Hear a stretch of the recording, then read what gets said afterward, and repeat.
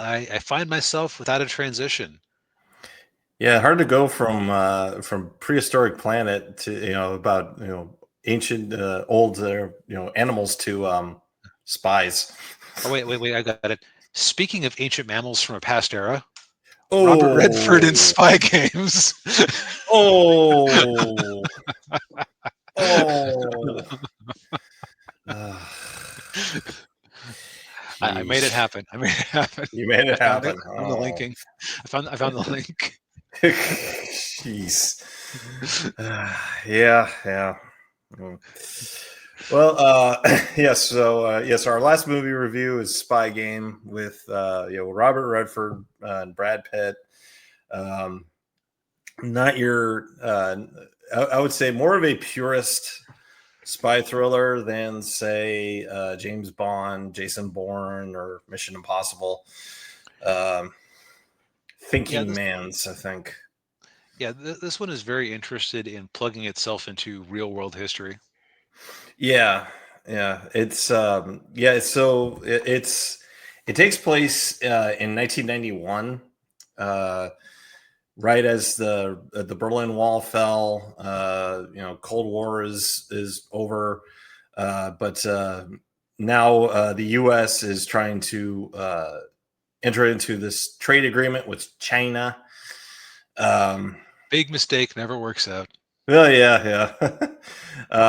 And all the while, Brad Pitt's character, Tom Bishop, he sneaks into a Chinese prison because he's rescuing a someone who's being held prisoner there. Who this person is, we don't know. But he doesn't succeed, and then he gets caught by the Chinese, and now he's a prisoner. Then we bring in uh, Robert Redford's character, Nathan Muir, and he is, of course, this is his last day at the CIA. He is quote unquote retiring because one does not retire from the CIA. Um, and Arcos, are they pitted against each other? Yeah, yeah. No, Not they quite. are. Yeah. uh, that would have almost been more of like a typical movie. Uh, Yeah. uh, okay, I need to look this up real quick. You go ahead and keep going. There's something I Okay. need to. I feel like this was adapted straight from a novel, but I'm curious. Yeah.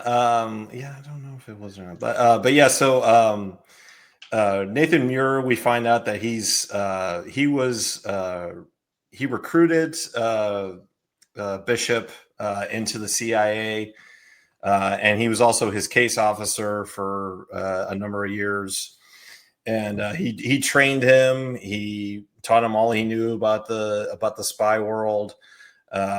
And so most of the movie is Redford in this meeting with all these other CIA guys, and he's telling them about Bishop.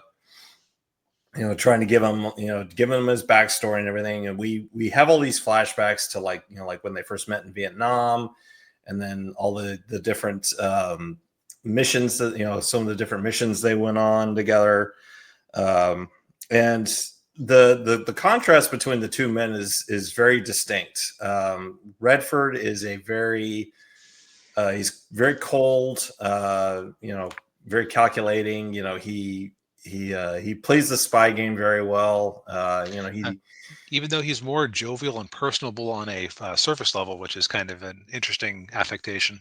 Yeah, it is. Yeah, he'll joke with people about like he wants to look at something, and they're like, well, why not? And the guy's like, well, why don't you go to the operations? Yeah, but so and so will bug me about the $100 I owe him for the Redskins game, and then he goes up to the room and he's like, hey man, you got my 100 from from the Redskins game?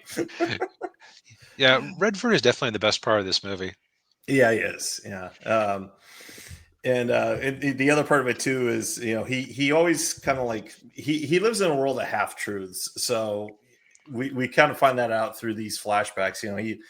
He'll mention some woman and be like, well, who's that? Like, oh, that's my third wife or my Yep. second wife, or How many ex-wives do you have? Yeah. um, and but then of course, then Brad Pitt's character is, I mean, he's, they call him a Boy Scout because A, he was in the Boy Scouts, and B, he acts like a Boy Scout. He's very idealistic.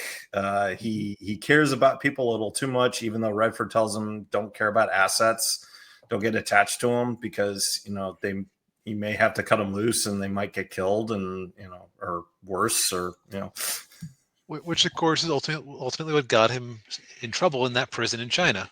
Yes, yeah.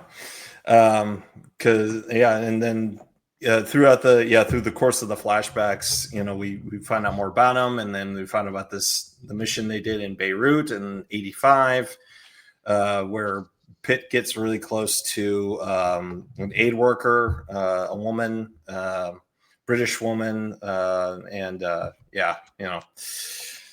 little romance subplot there. Of course, I mean, it was almost like requirement that if you have like Brad Pitt in a leading role in a movie, there has to be a romance subplot. I guess that was the only way they could get women into seeing the movie. I guess having Brad Pitt in the movie wasn't enough. They got to have a romance subplot in there too. Yep. Although it seemed natural enough, I guess. Yeah. Apparently, okay. So I did my quick Wikipedia research. So this was not based on a movie, although one of the screenwriters did come out with a trilogy of novels based on the characters from the movie. Oh, okay. Hmm. Um, Also, apparently, Brad Pitt passed on being in the Bourne Identity in order to be in this movie. Hmm. Okay. That might have been a mistake. Yeah, it's like who was the one who was supposed to play Han Solo? Oh, there were a few actors. Oh, um, the one Burt Reynolds, I think, was one. Yeah, the Burt Yeah, Reynolds. That's what I was thinking of. yeah, Mind you, both Brad Pitt and Burt Reynolds have done fine for themselves without their respective franchises, but still. yeah. That's true. Yeah, um, but and of course, all the while, Redford's telling him, these guys about Bishop. He's working behind the scenes. He's working behind the scenes to get him out of this Chinese prison, and doing all, basically pulling every dirty trick, and you know borderline treasonous actions. Every delaying tactic you can think of. Right, yeah. um and one of the things that I thought was kind of interesting was like throughout the whole movie, you're kind of wondering, like, why is he going through all this trouble to help, why is Redford going through all this trouble to help Brad Pitt out? Because like they clearly, because there were times, I mean, they were constantly butting heads. Right. And Well, for that matter, Redford is the one who said, "Hey, don't get too close to an asset," which ultimately, from his perspective, Pitt is yeah, just his greatest asset. right, exactly, yeah. But I think part of it is because, like, since he's the one who recruited him, he trained him, and he worked with him for all those years, like, he kind of feels like responsible for him, almost like a father feels responsible for a son. That's the only motivation I can think of. Yeah, that makes the most sense. Yeah. Um, Now, production-wise, I think you mentioned Tony Scott directed this thing, so Yeah.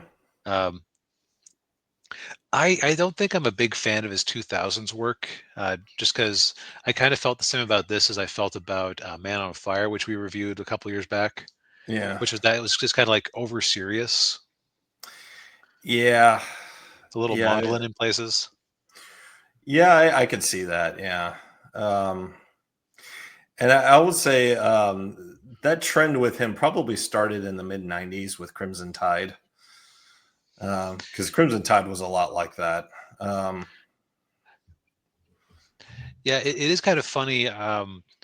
Like I would never have guessed that this was the Top Gun guy, yeah. like, just from the tone and style of the movie. Also, interestingly, music was done by Harry Gregson Williams.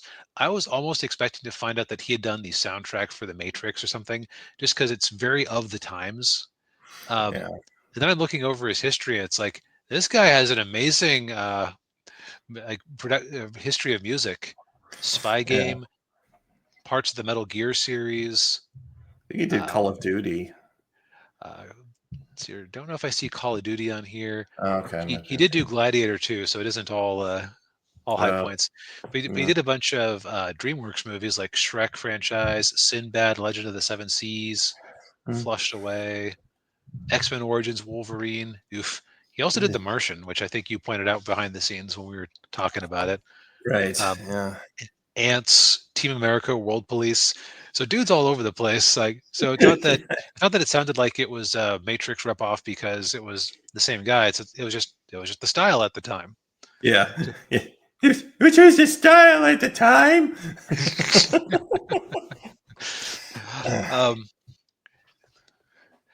I think that overall, like for me, I didn't really jive with this movie.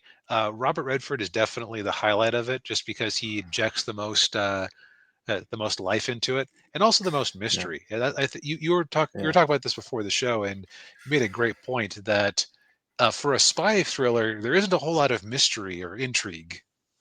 Right? Yeah. Okay, but there is some intrigue. There isn't a whole lot of questions to ask. I guess I should say. Yeah. Yeah. There's no questioning of loyalty. There's no like, you know, whose side are you really on? That kind of thing. Yeah. Right, like which you'd kind of expect. I guess there was a little bit of it because of the questionable loyalties around um, the character that Pitt was trying to save. It's like Yeah. I did entertain the idea that, oh, maybe he's been turned because he got tired of the cynicism of the CIA.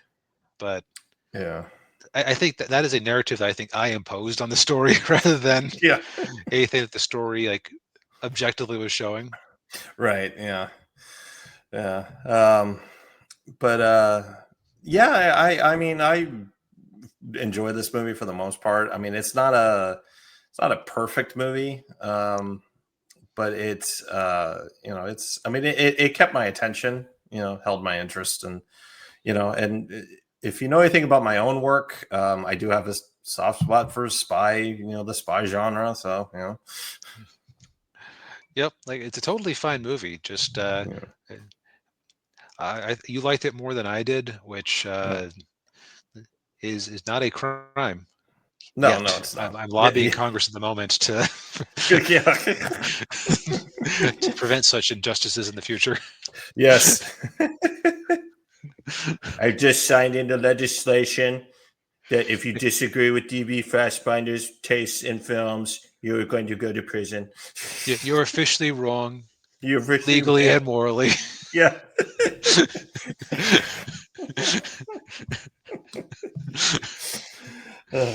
Yeah. Well, this movie is currently on Netflix. Yeah, it's been on the maybe list for a while, so it was good to finally give it a shot and see what it actually was. Definitely Yeah. not what I was expecting. Um, Yeah. I would also say that this almost feels like it could be in the same continuity as 3 Days of the Condor, another Mm. Redford movie. Yeah, he's yeah. Redford was he was definitely in the in that spy genre. He played it very well. That might be why he got cast in this movie. Now that I think about it, Yep. yeah. Yeah, like unofficial sequel to 3 Days of the Condor. Yeah, Yeah, it's like, oh, he got back into the game and changed his name, and yeah, we and invented a backstory where he was in Vietnam. yeah, uh, yeah. But yeah, I think we've said all we need to say for tonight. Indeed. Well, thank you